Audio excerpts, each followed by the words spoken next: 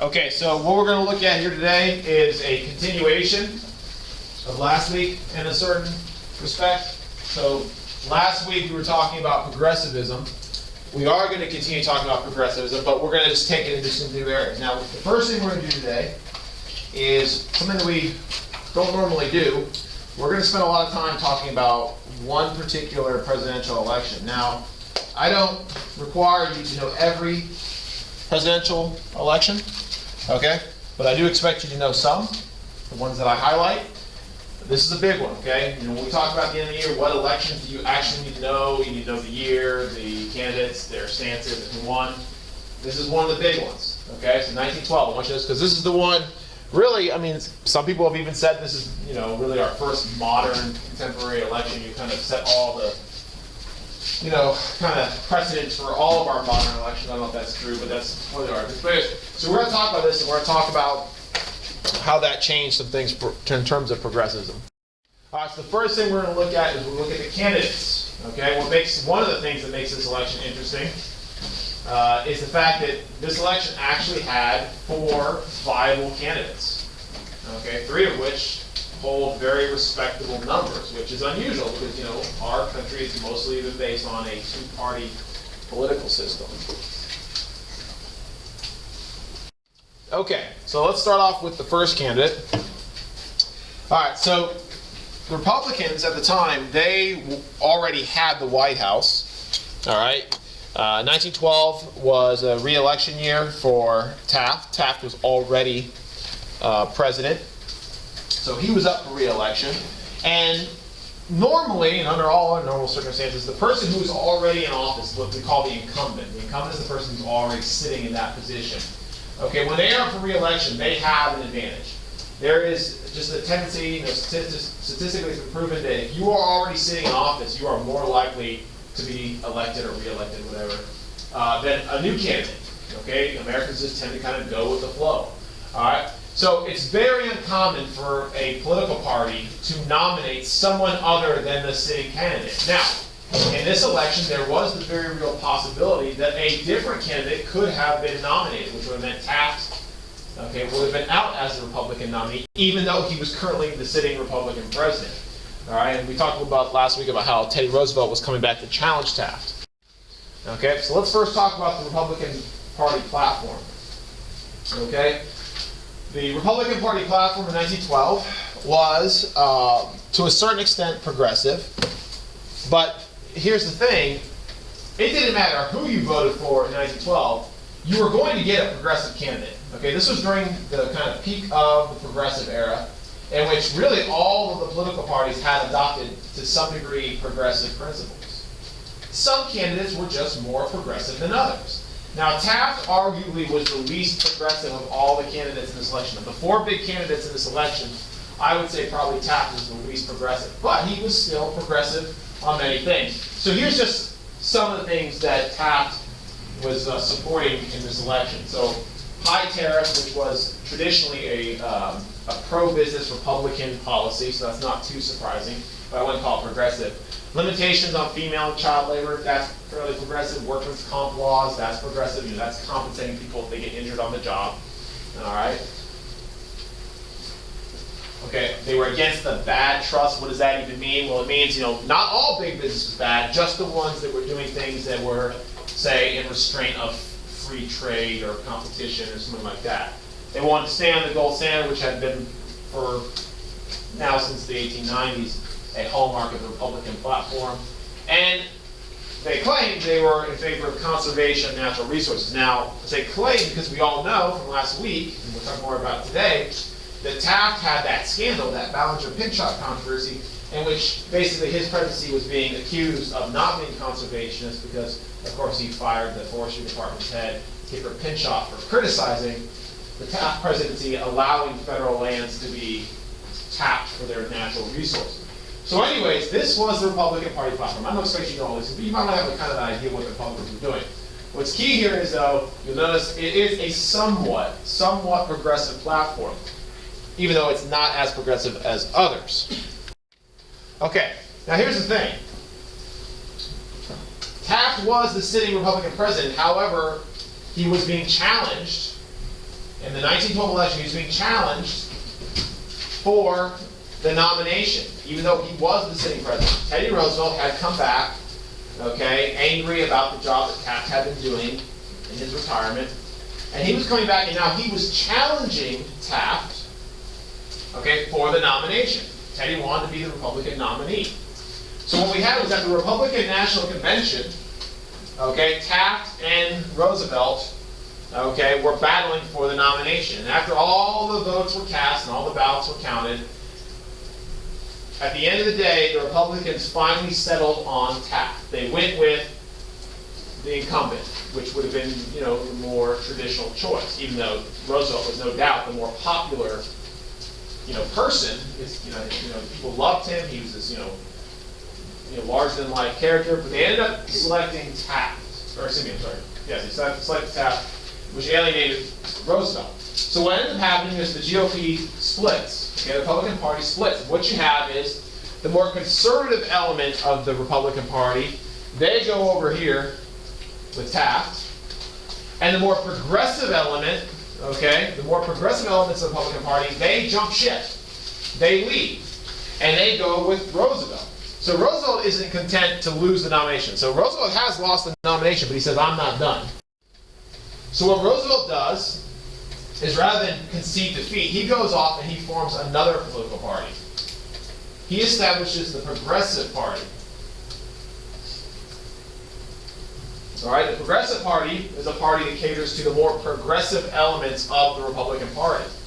So what Roosevelt has done here is he's stolen part of the Republican voting base. Okay, he's formed his own political party, and is now challenging Taft in the general election. So this is a big deal. Okay, very rarely do third parties ever seriously contest elections. This is one of the few elections in history in which they actually do. Okay? Now, this Progressive Party is oftentimes more commonly referred to by its nickname, which is the Bull Moose Party. Okay? It is officially the Progressive Party, but eventually they started calling it the Bull Moose Party, okay, after a quote from one of Roosevelt's speeches, okay? And it became now referred to that. They're the same thing. But anyways, so the Bull Moose Party was Teddy Roosevelt's offshoot from the Republican Party. Okay, so now at this point in the race, we have three major parties. Okay, which is kind of disrupting the traditional two-party system. Okay, now one of the things that was working against Teddy in this election was, if he was elected, he would be violating the third term principle. Okay, so as you guys remember, George Washington, he served 2 terms. At the end of his 2 terms, he stepped down. Okay, setting a precedent that all other presidents followed afterwards. No president since Washington had ever served more than 2 terms. Okay? The fact that Teddy was running for a 3rd term was directly challenging that kind of tradition set forth by George Washington. Many people criticized Teddy because, this is George Washington. George Washington is one of the most respected presidents that we had. He was the first. Everything he did was great. How could Teddy dare to do this? But despite that, Teddy didn't care. He was still wildly popular, and he believed that he could still win the election. All right, so what was Teddy's platform? So Teddy and the Progressive Party, they came up with a platform. Now, Teddy liked to name things, right?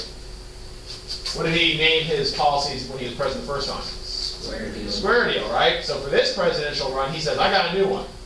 No more square deal. Now, we've got the new nationalism. What does that mean? I don't know. Just the name he chose, whatever. It's just kind of a neat little catchy name, okay? So this is kind of a new trend. And another candidate's going to do this in this election as well, by the way. So, what was the Progressive Party platform? Now, you'll notice this party is true to its name. This was a very progressive platform. Very progressive. So, look at the things that Teddy Roosevelt was supporting in 1912. Women's suffrage. And that was pretty radical. Women didn't have the vote yet. Here's Teddy's coming out as a major candidate saying, I want to give women the vote. Okay? Didn't win in any voters, at least from women, but we can't vote. But he could win support from women in general. Okay? He was supporting a graduated income tax, meaning the federal government would levy a tax on its people. It would be graduated, meaning the more money you make, the higher a percentage you would pay.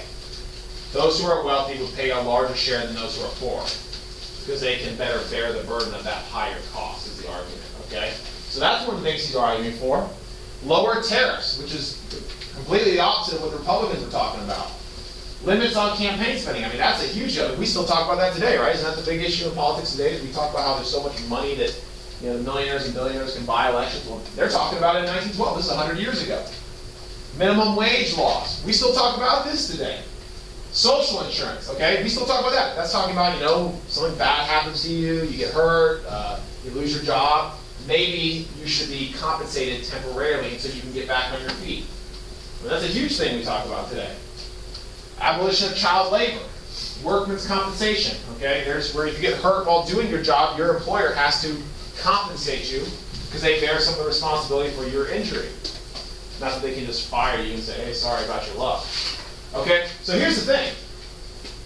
This platform is kind of progressive even by today's standards a little bit, some of it, right? I mean, this isn't all that different than some of the stuff we were talking about in modern politics. This is 100 years ago. I mean, if you took Teddy Roosevelt and you transported him to today and you had him run for office, he honestly wouldn't be that out of place. Okay? I mean, yeah, he would still be a little old-fashioned on some stuff, but on a lot of things, he would be kind of up to date with where we're at.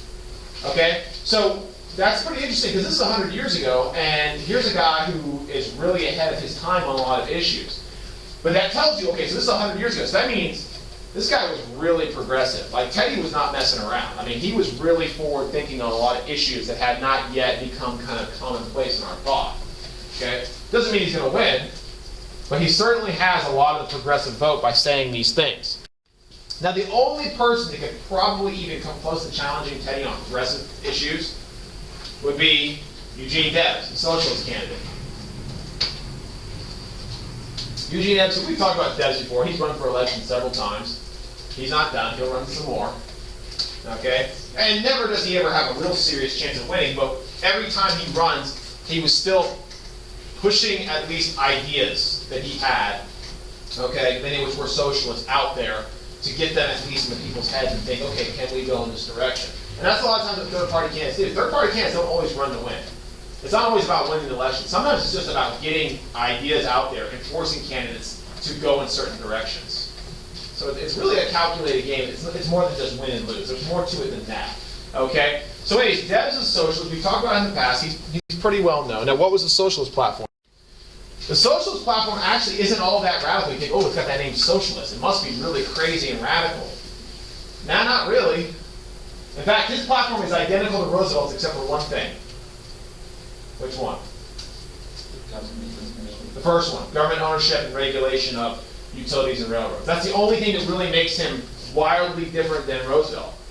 Okay? So yeah, you would think, oh, he's a socialist candidate, Eugene Debs, he's this kind of crazy guy. He's actually, based on the time period, he's actually not that far off than other progressive candidates. Okay? The thing where Debs differed from the other candidates was mainly this one, meaning, as a socialist, Debs argued that some industries and some businesses should not be operated by private citizens for profit, rather they should be operated by the government for the use of all people. Okay, and that's what socialism argues, the idea that some of our economy should be owned and run by the government rather than by private corporations.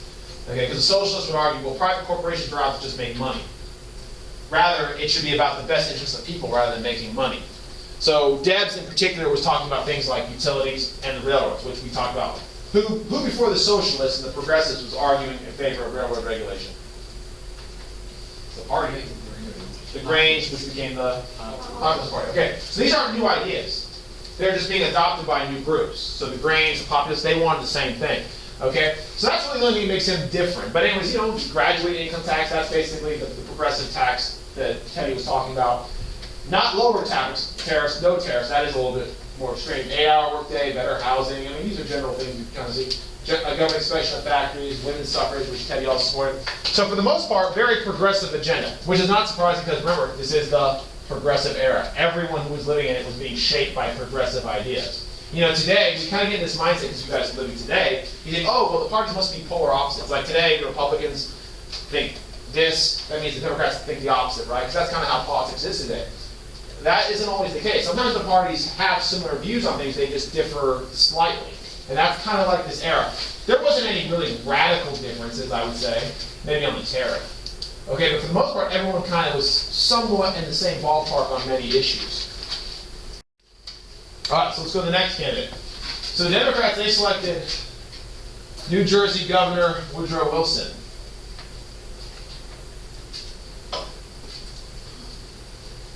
All right, so let's talk a little about Woodrow Wilson. Now, Woodrow Wilson, he first came to prominence, as I said before, the governor of New Jersey. And as governor of New Jersey, he had kind of made a name for himself as a crusader. You know, politics in the country, but particularly in New Jersey at the time, was kind of associated with corruption and graft. It was the Gilded Age kind of era.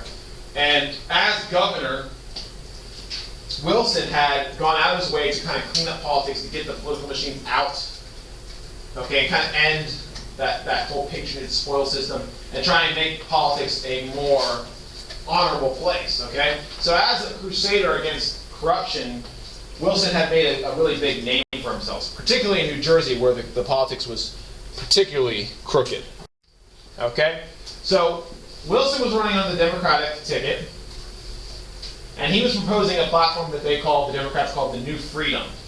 They said, Teddy Roosevelt's got the new nationalism, well, we got the new freedom. Freedom's better than nationalism, how do you like that? All right, so what were some of the things he wanted? He wanted government control of the monopolies, so that's regulation of the trusts, reduction in the tariff. And one of the things that was interesting the Democrats were talking about was a one-term presidency. This is actually kind of an idea that was being kicked around by progressives. I think I talked about it before. You know, the idea that limiting the presidency to one term, to one, stop, you know, the possibility of, you know, kind of a dynasty or something where, you know, a president dominates the office for many years. But also, one of the neat ideas about a one-term presidency is that presidents are not worried about getting reelected and trying to, you know, kind of walk this middle line where they keep everyone happy. Rather, they actually carry out the policies they promised they're going to carry out without worrying about, you know, alienating half the population. So did Wilson only serve one term? No, it's funny, the Democrats support this, yet he serves 2 terms. But there is a reason why. He gives a reason why, and that's World War I. The World War I's in effect, and he's like, well, we're in the middle of this crisis, I'm not going to step down. And plus, it was never made into law, so there's nothing preventing him from doing so. So, I like the idea. I always thought a neat idea would be to limit the presidency to 1 6-year term. I like that idea, 1 6-year term. 6 years is long enough to get stuff done. And, you know, if you're not running for another campaign, you're not busy out campaigning, because that takes up like the whole last year of your presidency. It takes a year to get elected. I mean, it's just crazy. It's just too much. So I like the idea. But anyways, other progressive things, direct election of senators, that's more democracy. We talked about that last week. They wanted to create a Department of Labor which would oversee, you know, conditions for workers and labor relations, which is kind of a progressive idea. And they wanted to strengthen the Sherman Antitrust Act. Now, this is a big one. They wanted to make our antitrust legislation stronger so that we could go after the trusts more vigorously and possibly break them up, which we will do. Okay, that will actually come to fruition under Woodrow Wilson. So still, once again, another progressive platform. Is it as progressive as Debs and Roosevelt? No, but it's still quite progressive. All right, so what were the key issues when the election was actually held? Okay, one of the key issues of this election was the tariff. Clearly, every slide I put up there mentioned the tariff. Must have been a big issue, right? Everyone had their own view as to what to do with the tariff. Some wanted to keep it high, that would be Taft. Some wanted to lower it, that would be Roosevelt and Wilson. Someone to just completely eliminate it, Debs. Okay, so the tariff was a big issue. Many Americans wanted to see tariff reform, and that was a winning kind of idea, according to this cartoon, for the Democrats. Okay, conservation became an issue. I talked about this last week, right? There was questions as to, hey, is Taft really a conservationist? How could he be a conservationist when he fires Gifford Pinchot? Mr. Moore? Sure. Okay.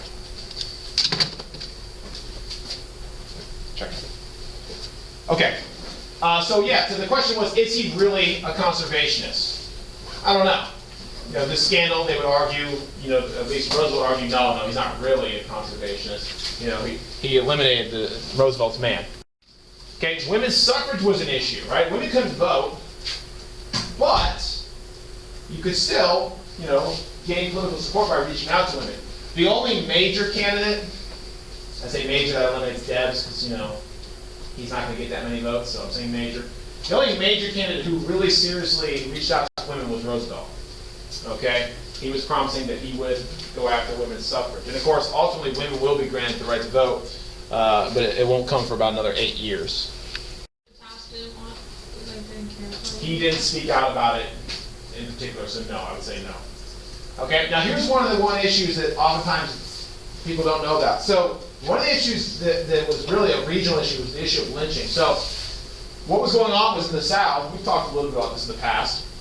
In the South, we had this epidemic of lynching, and lynching is kind of the organized murder of blacks, okay? So what was going on in the South was groups like the KKK routinely were going out and they were killing blacks. And there was nothing being done about this because in the South, you know, this kind of behavior oftentimes was tolerated, and in some cases, local and state law enforcement not only ignored these crimes because they were happening to black people, but sometimes they even participated.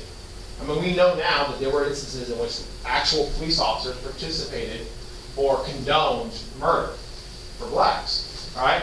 And the problem was the police aren't going to do anything about this because in the South, there was no pressure to do something because there was a lot of popular support for the mistreatment of blacks. So if anything was going to happen, it had to be done at the federal level because, first of all, murder is already a crime. It's a state crime. That means it's investigated and handled by state law agencies, right? So what was going on was, in 1912, there was a lot of push, at least in the North, to create federal anti-lynching laws. Now, what would that do? Since murder is already illegal. Well, if you made it a federal law, when people lynched people, you could now send the federal agents and law enforcement down into the South and actually find these people and arrest them and punish them. Okay? So there was a big push to make lynching a federal, crime. Okay? Now, obviously, the Democratic candidate, in this case Wilson, he's not going to support this because he has to get his support from the South, which of course the South would be vehemently opposed to these laws. So really, this was something that the North had to take out. Really, the only candidate who really spoke out a lot on this issue was also Teddy Roosevelt. He spoke about saying, hey, we need to do something about this. And by doing so, he was trying to cater to that black vote. He could get black voters. The problem was the black voter, how many votes will that actually get you? What was preventing blacks from voting? Well, you get the poll tax, literacy test, grandfather call. So all these things are coming into play. So yeah, you can reach out to black voters in the South, but the reality was you're not going to actually get significant votes because these people are actually being barred from voting. So yeah, Roosevelt did reach out on the lynching issue, but it didn't award him too many real votes. All right, so let's talk about the results. So the result was, as you can see, overwhelmingly, at least if you look at it from the electoral vote, overwhelmingly it's a landslide for Wilson. Wilson wins with about 82% of the electoral vote, which is absolutely a landslide in presidential politics. However, that does not tell the whole story, right? When you look at an election, you do need to look at all the numbers. Wilson won in a landslide through electoral votes. However, he only got 42%. 42% of the popular vote. That means less than half of the American people actually voted for Wilson, and he still became president. All right? Now, this should not make sense. This, when you think about it, how is that possible? Well, the only way this can happen is if the vote amongst the Republican Party has been divided up, which is exactly what happened this election. The Republican Party was divided between those who wanted Roosevelt. They voted as progressive, but really they were Republicans. And the more conservative Republicans who wanted Taft. So you look, Taft got 23% of the popular vote. Roosevelt got about 28. Well, you add those two numbers together, you get more than what Wilson got. Okay? So, conceivably, either Taft or Roosevelt could have won had they run unopposed by a third party. But that's not what happened. Okay, and that's a key lesson to take away from this election. So Wilson really owed this victory to two things. One, his command of the Solid South. The Solid South, that is the term we use to describe the tendency for the South in this time period to vote overwhelmingly Democratic. Okay, Woodrow Wilson and the Democrats, they were going to get the South. That's a given. Okay, the South voted across the board Democratic in these years. Okay, that's why they were called the Solid South. Okay, The question is, could he get more than the solid South? Because you can't just win with the solid South. The South didn't have enough people to win. You got to carry some northern states. Okay? The question was, could Wilson get those northern states? Well, in this case, he could, because, as you can see from this cartoon here, it pretty much spells it out, the Republican Party lost those states because they had been divided by the presence of Teddy Roosevelt and the Bull Moose Party. Okay? So let me make this more clear if you don't understand. On any given year, in a presidential election, roughly 50 to 60% of the people vote. That's nowadays statistics, but whatever, it's the same thing. Okay? Which is sad enough as it is. Now, of that 50 to 60% of the vote, which is basically 100% of the actual voting populace, because everyone else just doesn't vote, they don't care. Okay? The country is usually fairly evenly divided. There's about 50% of the country, and this is just me, average numbers. About 50% of the country support the Republican Party, about 50% support the Democrats. And then in the middle, you got a little bit of people who kind of swing both ways. They're the ones who actually decide most elections based on how they flip-flop. Okay? Well, here's the thing. When you get a new voter, so look at this graph I drew up here. So it's normally 50-50 between Republicans and Democrats. But let's say you get a third-party candidate, candidate X here. In this case, it would have been Roosevelt. A third-party candidate will probably not bring a whole lot more people out to the polls. Yeah, there might be a couple people who are like super into this candidate and say, I'm actually going to go vote this time because I have someone to vote for. So you might get some people. But for the most part, voters who are going to vote, they're going to vote either way. So you're not creating new votes. Rather, you're siphoning votes off of one of the two existing parties. Now here's the statistic that tells us a lot. When a third-party candidate of some note runs, because there's lots of candidates, but most of them no one knows anything about. But when there's a big third-party candidate like Roosevelt, they tend to steal votes only from one party. It's not like they borrow votes from both sides. That's not how it works. It usually means they only get votes from one party.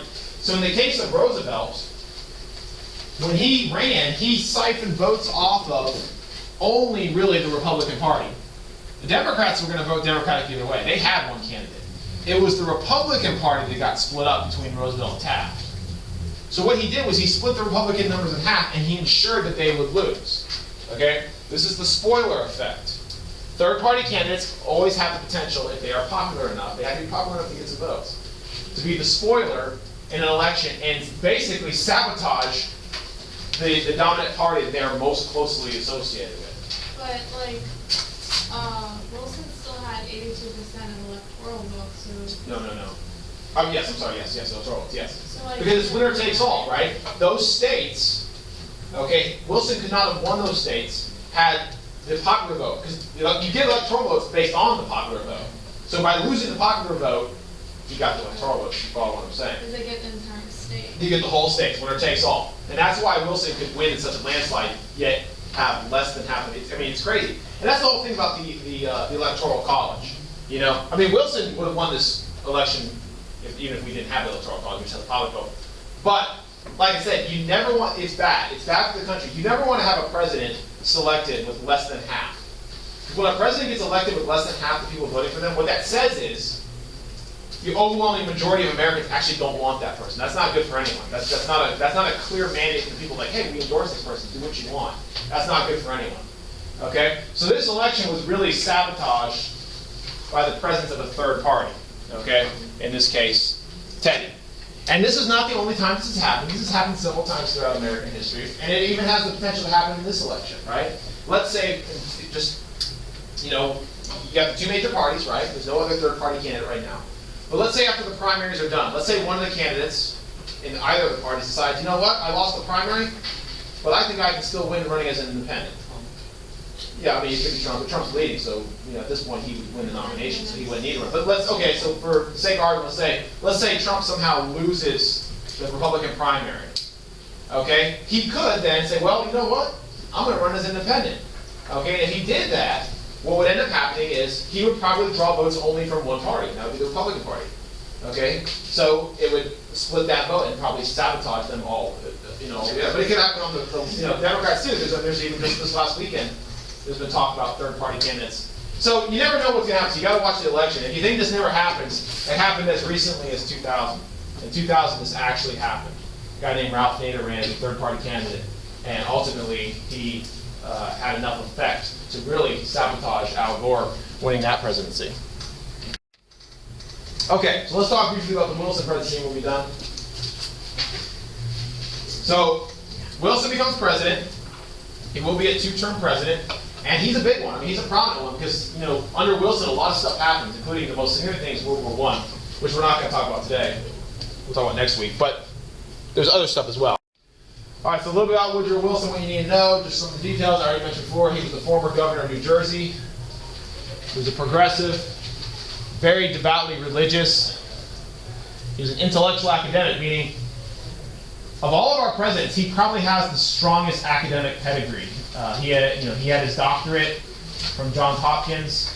He had been a college professor. He had been the president of Princeton University. This is a guy who spent a lot of his life in, an academic environment. So he was a very, kind of academic type man, which is important to the next point, which is uncompromising, is that a lot of times, people who are very academic and, they feel like they have, the best answer, they're not willing to bend, right? Because they say, well, why would I bend? I have the best answer.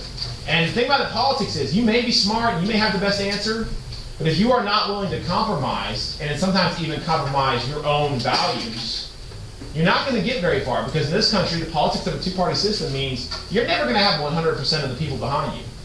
You've got to make sacrifices in order to get little victories. That is really the art of politics, is being able to win over the people who don't like you. Okay? And Wilson's probably biggest failure as a president, which we're going to see next week, is he is uncompromising, and because of that, he fails to achieve some of his greatest ambitions. Okay? And we're going to talk about that next week, and that'll make a lot more sense, but keep that in mind when we get to it. All right, now what did Wilson actively achieve in his first years in the presidency? Well, one of the first things that Woodrow Wilson did was he declared war on what he called the triple wall of privilege. Write that down. That is a term. Triple wall of privilege. The triple wall of privilege is what Wilson called the areas that he believed in American society needed reform because they only benefited really the rich or the moneyed class. Okay? So 3 things that Wilson said needed to be reformed. The first of which was the tariff, and he did that. Okay?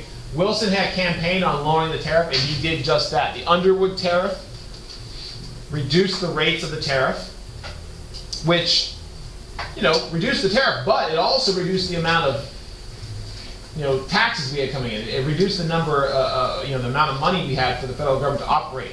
So anytime you reduce taxes in one area, if you want to keep operating, you need to increase taxes somewhere else. So to replace the tariff, okay, Congress passed the 16th Amendment to the U.S. Constitution. So, it's an amendment, so it's a big deal.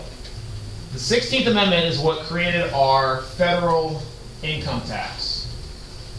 Okay? It's a federal income tax, which allowed the federal government to directly tax people based on their income. This is the big tax that everyone always talks about. Okay? It's the one that gets the most attention. We pay lots of taxes. We pay state taxes. We pay property. We pay sales tax. The federal income tax is really the number one source of revenue for the federal government. It's the one that you have to file your tax return. You have to have it in by April 15th, right? Well, if anyone has a job knows. If you look at your paycheck there, it'll say this amount withheld. And you go, wait, what's that money for? Where I want that money, okay? That's what you're paying the federal government for all the federal services you have, okay?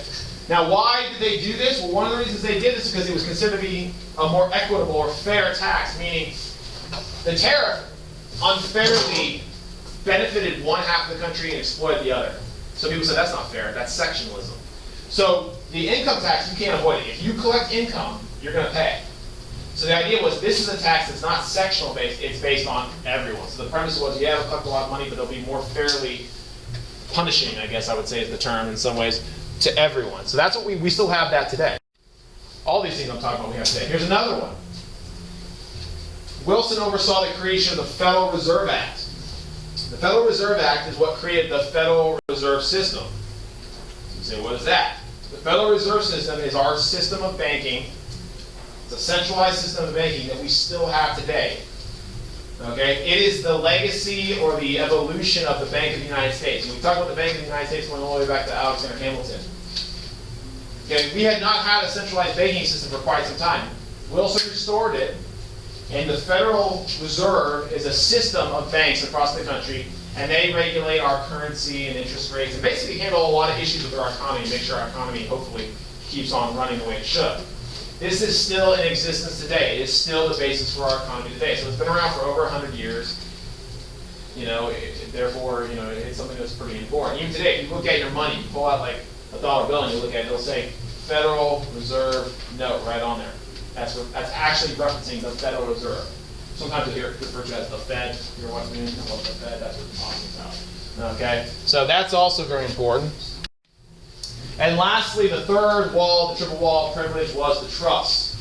Wilson continued the trend that Roosevelt and Taft started, and he went after the trust, continuously prosecuting big business for basically acting in the strain of competition and trade. Okay? So under Wilson, we saw the passage of the Clayton Antitrust Act, which was the most significant piece of antitrust legislation probably ever in American history. It's not the first. What was the first? Sherman Act, right? But if you remember, the Sherman Act wasn't that effective. The Sherman Act was written so poorly that it was actually very difficult to enforce. The Clayton Act changed that. The Clayton Act took the Sherman Act and it kind of beefed it up so that now the federal government had the power to actually go after the trust. The Clayton Act actually expanded the ability of the federal government to break up the trust. So arguably, Woodrow Wilson, in his first couple of years in office, he accomplished a lot. He completely reformed the tariff, taxes, our banking system, and even regulation of big business, all which were progressive kind of ideals. So he did a lot. He doesn't get a lot of attention for that because of World War I, but he actually did a lot. Now here's the other thing. I'm talking about imperialism. Because of course before, McKinley, Roosevelt, and Taft had all been imperialists to some degree. Now Woodrow Wilson, when he became president, he came out and he spoke out against imperialism. He said, I don't want the United States to be involved in all these other countries' businesses, things like that. But despite that, it's kind of an ironic thing, even though he was opposed to imperialism, under Wilson, the United States ended up involved in foreign countries probably more than any other president in history. So he spoke out against imperialism, but his hand was forced. Okay? On several different occasions during the Wilson presidency, we were forced to deploy troops to Latin American countries where instability was threatening American interests there. I talked a little about this last week with Taft and his dog diplomacy. Okay? But the biggest issue, other than World War I, that's the big one, but the biggest issue about foreign affairs, other than World War I, because that's what we're going to talk about next week, that's its own separate day, was our relationship with Mexico. This is a little known thing that most people don't know about. Okay? Mexico at the time, like other Latin American countries, was in a lot of turmoil. There was a lot of unrest. There were various factions fighting it out. Basically, in basic terms, Mexico was like kind of in civil war. There were different groups fighting over control. Now, the government of Mexico at the time had been established. It was a military dictatorship that had seized power through force. So because of that, we didn't really like them. Wilson didn't acknowledge them. We even levied an arms embargo, which means we would not sell weapons to the Mexican government, which weakened the government and made it more possible for other groups to maybe take them over. But long story short, Mexico was in a lot of turmoil. It was a lot of disarray.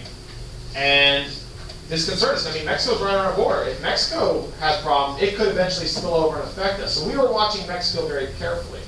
Okay? Now, one of the groups in Mexico, one of the kind of opposition groups to the government, okay, was led by this bandit named Pancho Villa. So Pancho Villa was this Mexican bandit, terrorist, okay?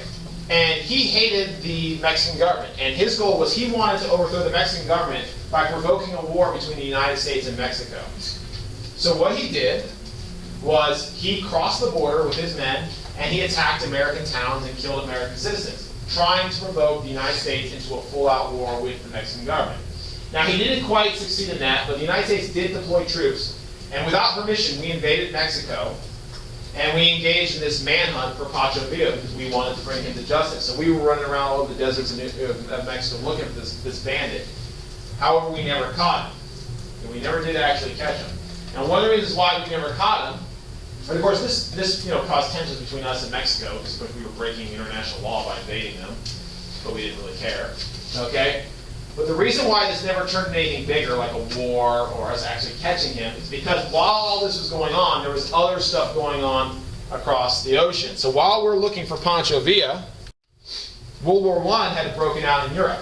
Okay, in 1914, World War I broke out, and it turned very quickly into the biggest, most destructive war in world history.